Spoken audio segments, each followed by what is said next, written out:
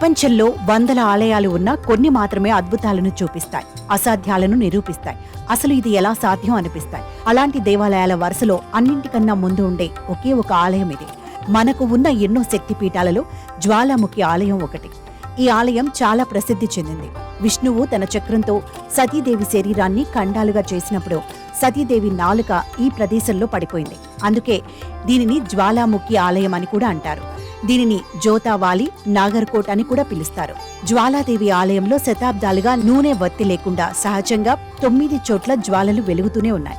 9 జ్వాలలలో వెండి వలయానికి మధ్యలో ఉండే ప్రధాన జ్యోతిని మహాలక్కి అంటారు. మిగిలిన 8 మంది అన్నపూర్ణ, చండీ, హింగ్లాస్, విద్యావాసిని, మహాలక్ష్మి, సరస్వతి, అంబిక, అంజీదేవి జ్వాల అని పిలుస్తారు.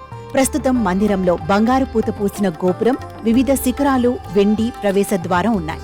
ఈ ఆలయం దౌలాధర్ పర్వత శ్రేణిలో ఉంది.